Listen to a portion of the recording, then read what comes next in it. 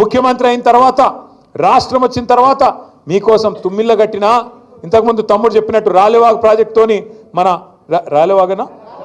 రాలెంపాడు ప్రాజెక్టుతో 2 లక్షల ఎకరాలకు నీళ్ళు ఇచ్చిన కేసీఆర్ ప్రభుత్వమే చేసిందా లేదా? అందుకే నిజాయితీగా నడిగడ్డ బిడ్డలు మళ్ళా కేసీఆర్ రావాలని చెప్పి మీరు 3 సార్లు కూడా ఓట్లేసి గెలిపించినారు. కానీ ఓటేసి గెలిపిస్తే ఇలా రాష్ట్రంలో జరుగుతున్నదేంది? ఒకనాడు మన నినాదం తెలంగాణ ఉద్యమంలో నీళ్లు నిధులు నియామకాలు, నీళ్లు నిధులు నియామకాలు. ఇలా రేవంత్ రెడ్డి ప్రభుత్వం వచ్చినాక ఏమైపోయింది? ఆ నినాదం మారిపోయింది. ఇప్పుడు ఏమిటి తెలుసా కొత్త నినాదం? బీఆర్ఎస్ మీద నిందలు, బిల్డర్లతో కాంట్రాక్టర్లతో దందాలు, రాహుల్ గాంధీకి చందాలు. నిందలు దందాలు చందాలు, నీళ్లు నిధులు నియామకాలు లేదు, నిందలు దందాలు చందాలు. తెల్లారి లేస్తే ఎవరిని దోసుకోవాలా, ఎవరిని ఎట్లా బెదిరించాలా, ఎవరిని తోలు వలిచి పైసలు వసూలు చేయాలా, ఎట్లా ఢిల్లీకి డబ్బులు పంపాలా. రేవంత్ రెడ్డి గారు మాటల మనిషి అని మనకు ముందే తెలుసు. మాటలు బాగా చెప్తాడు. ఎలక్షన్ల ముందు చాలా చెప్పిండు మాటలు, మీకు యాదుకుండాల. మాటల మనిషి అనుకున్న మానాడు కానీ మూటల మనిషి అని ఇప్పుడు తెలుస్తూ ఉన్నది. అప్పుడు చంద్రబాబు నాయుడు మూటలు మోసిండు, యాదుకుండాల మీకు.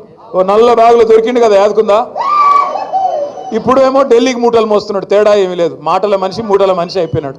మీరు యాద్ చేసుకోండి, మీరు యాద్ చేసుకోండి. నిజంగా కూడా ఎన్ని అబద్ధాలు, ఎన్ని మాటలు.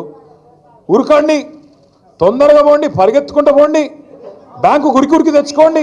2 లక్షల రుణం నేను వస్తున్నా రాగానే సోనియమ్మ మీద ఒట్టు మాఫీ చేస్తా అన్నాడు. డిసెంబర్ 9 నాడు సంతకం పెట్టేస్తా అన్నాడు. పిలిచిండు బ్యాంక్ వాళ్ళని పిలిచిండు. బ్యాంక్ వాళ్ళందరిని అడిగిండు, మరి 2 లక్షల దాకా రుణం మాఫీ చేయాలంటే ఎన్ని పైసలు అవుతాయి అని అడిగిండు. ఎన్ని పైసలు అవుతాయి అంటే వాళ్ళు అన్నారు చాలా పైసలు అవుతాయి సార్ అని వాళ్ళు చెప్పారు. చాలా అంటే ఎంత అన్నాడు. దగ్గర 50,000 కోట్లు అవుతాయి సార్, కరెక్ట్గా చెప్పాలంటే 49,500 కోట్లు అవుతాయి సార్ అని చెప్పారు. చెప్తే ముఖ్యమంత్రికి గొంతులో రాయిపడ్డట్టు అయింది. వామ్మో ఇదేమి రాని తెలియక చెప్తిమి, ఏదో ఒకటి చెప్తిమి, ఎట్లా అని ఆలోచన చేసినాడు.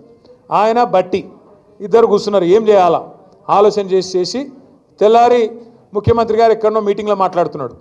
49,500 కోట్లని ముందు రోజే బ్యాంకులు చెప్పి పోతే తెల్లారి ముఖ్యమంత్రి గారు ఒక సభలో మాట్లాడతాడు. 40,000 కోట్లు నేను కట్టేస్తా, ఒక్క సంవత్సరం కడుపు కట్టుకుంటే 40,000 కోట్లు కట్టి పారేస్తా అన్నాడు. 9,000 కోట్లు మింగేసిండు రాత్రికి రాత్రి.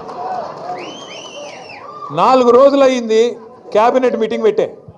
క్యాబినెట్కు రుణమాఫీ అని ఫైల్ తీసుకుపోయి ముఖ్యమంత్రి గారేమో 40,000 కోట్లు అని చెప్పే.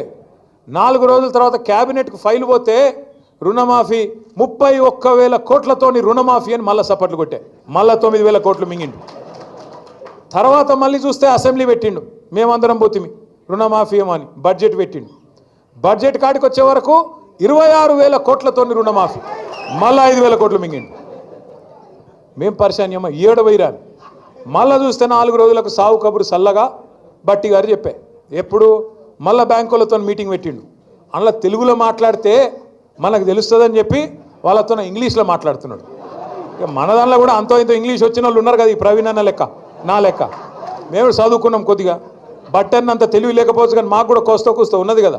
వాళ్ళకి చెప్తున్నాడు ఇంగ్లీష్లో. ఎవరు బట్టి, ఇగో మేము పైసలు వేసినాం కానీ మీరు ఇంకా 11-12,000 కోట్లు కూడా ఇవ్వలేదు కదా రుణమాఫీకి అని తిడుతున్నాడు వాళ్ళని ఇంగ్లీష్లో. అంటే ఎక్కడ కథ ప్రారంభమైంది? 49,500 కోట్ల కాడ ఇచ్చింది ఎంత? 11-12,000 కోట్లు. చారానా కోటికి బారానా మసాలా అంటే విన్నరా? ఇదే ఎక్కడ 49,000 కోట్లు, ఎక్కడ 11,000 కోట్లు. ఇంకా సిగ్గు లేకుండా దానికి రుణమాఫీ చేసేసినాం, మేమేదో ఏకేసినాం పీకేసినాం అని చెప్పి ఊర్ల నిండా ఫ్లెక్సీల మొఖాలకి. నేనేమంటా అంటే నాకు నిజంగా కొంత బాధ అనిపిస్తూ ఉన్నది. ఈ మధ్యన ముఖ్యమంత్రి గారు మాటలు వింటుంటే ఆయన మానసిక స్థితి మీద కూడా నాకు అనుమానం ఉన్నది. నేను ఊరికేనే అంటలేను, మీరు చూడండి. ఆయన తాపకో తీరుగా మాట్లాడతాడు, ఇటు తిరిగి తొకలెక్క మాట్లాడతారు, ఇటు తిరిగి తొకలెక్క మాట్లాడతారు. ఆయన అపరిచితుడు సినిమా చూసిరా మీరు? అపరిచితుడు చూసిరా? అందులో ఒకటే మనుషులు ఇద్దరు ఉంటారు, ఒకడు రాము ఒకడు రెమో. వాడే ఇదంటాడు, వాడే అదంటాడు. ఎవడేందో మనకు అర్థం కాదు. వానికన్నా కనీసం జుట్టు ఉంటుండే, వీనికి అది కూడా లేదు. వీడు ఎప్పుడేం మాట్లాడతాడో తెలియదు. ఒక్క మాట మీరు ఆలోచన చేయండి. బయట ఏం చెప్తాడు రేవంత్ రెడ్డి? నన్ను ఎవడు నమ్ముతలేడు మార్కెట్లో, నేను ఢిల్లీకి పోతే అపాయింట్మెంట్లు ఇస్తలేరు, చెప్పులు ఎత్తుకపోతున్నామో అని అపాయింట్మెంట్లు ఇస్తలేరు, ఇది ఆయననే చెప్తాడు. మళ్ళీ అసెంబ్లీకి వస్తాడు, నేను 1,58,000 కోట్లు అప్పు చేసిన అని ఆయనే చెప్తాడు. మరి నీ ఎవడు నిజము? బయట అప్పు ఉడతలేడన్నోడు నిజమా, లేకపోతే సంవత్సరం లోపలే 1,58,000 కోట్లు అప్పు చేసినానోడు నిజమా? చెప్పడు మనకు. అట్లే ఒక దిక్కేమో రాష్ట్రం దివాలా తీసింది అంటాడు రేవంత్ రెడ్డి, మళ్ళీ దిక్కు చూస్తేనేమో ఏడబడతాడు హోర్డింగ్లు తెలంగాణ రైజింగ్. తెలంగాణ రైజింగ్ అయితే మరి దివాలా ఎక్కడ తీసింది?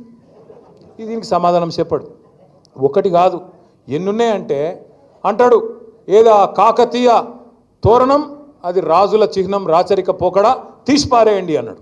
చార్మినారు రాజుల పోకడా తీసిపారేయండి అన్నాడు.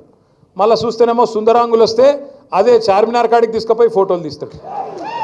కేసీఆర్ ఆనవాళ్ళు లేకుండా చేస్తా అంటాడు ఒక దిక్కేమో, ఇంకో దిక్కేం చేస్తాడు, యాదగిరిగుట్ట తీసుకుపోతాడు, సెక్రటేరియట్ తీసుకుపోతాడు, కేసీఆర్ కట్టిన కమాండ్ కంట్రోల్ సెంటర్ కాడికి తీసుకుపోతాడు, మళ్ళీ అదే దిక్కు. ఎందుకంటే అప్పుడు నిజాం కట్టిన చార్మినారు, తర్వాత మళ్ళీ కేసీఆర్ కట్టిన secretariat, command control center, T hub, Yadagirigutta, Buddhavanam. మళ్ళీ కాంగ్రెస్ వాళ్ళు కట్టి పీకి పందిరేసిన ఏమైనా ఉన్నాయా అంటే మేమేమే బెబ్బెబ్బే ఏం చూపెట్టాలి మరి? అది బాధ రేవంత్ రెడ్డి గారిది. కానీ నాకు తెలియక అడుగుతా, ఇప్పుడు మీరు అందరు ఇక్కడ ఉన్నారు, ఇలా అప్పు లేనోడు ఎవడన్నా ఉన్నాడా అన్న? లేనోళ్ళు చేయలేవట్టురు భయ ఎవరన్నా? అప్పు లేనోడు నీకు అప్పు లేదా? నేను అసెంబ్లీలో అడిగితే ఎవరు చేయలేవట్టలు, ఎమ్మెల్యేలు అందరూ ఒక్కడే చేయలేవట్టిండు బట్టి విక్రమార్క. ఇక మరి 20% 30% ఉన్నట్టున్నది, అందుకే ఆయన ఒక్కడికి మాత్రం సేఫ్ ఉన్నాడు, మిగతా వాళ్ళకి మాత్రం అప్పులు ఉన్నాయంట.